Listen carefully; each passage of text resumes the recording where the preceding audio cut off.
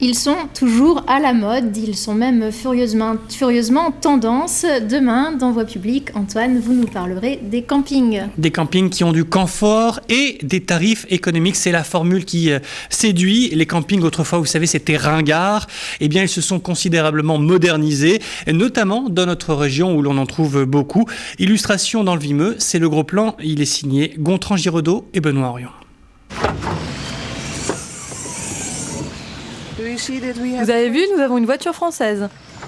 Elle aime la France, Vesseline. Avec son mari Zitse, cette touriste néerlandaise a fait halte au milieu des arbres de ce petit camping perdu dans le Vimeux.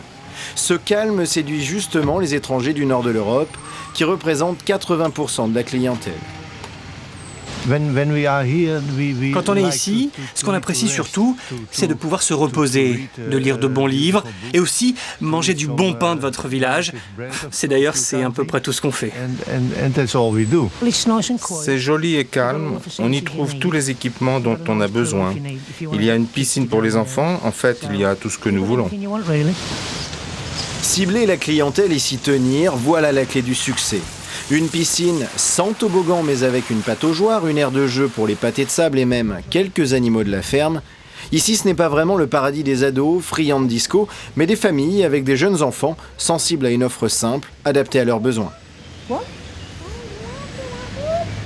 Comme il est petit, il veut voir les animaux, donc comme tout petit de son âge, donc on privilégie l'aspect voir les animaux quoi, et le calme.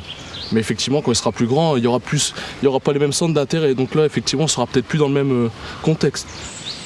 85 emplacements et quelques mobil-homes, la formule fonctionne très bien, 100% d'occupation entre le 15 juillet et le 15 août. Mais le plus souvent, les clients ne restent que 3 ou 4 jours maximum. La Picardie a du mal à retenir ses campeurs à cause d'une météo en dents de scie. On a tout intérêt, nous, à avoir des lieux couverts. Donc c'est pour ça qu'on avait créé le bar. C'est pour ça qu'au-dessus du bar, il y a une salle de jeu, il y a un billard, il y a une bibliothèque.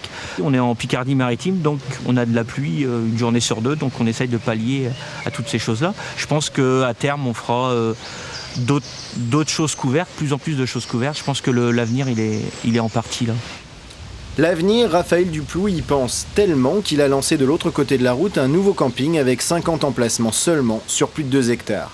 Pour ce professionnel, nature et espace sont les grandes tendances de l'hôtellerie de plein air. Ce projet lui a coûté 400 000 €, un investissement qu'il va devoir rentabiliser malgré la crise économique.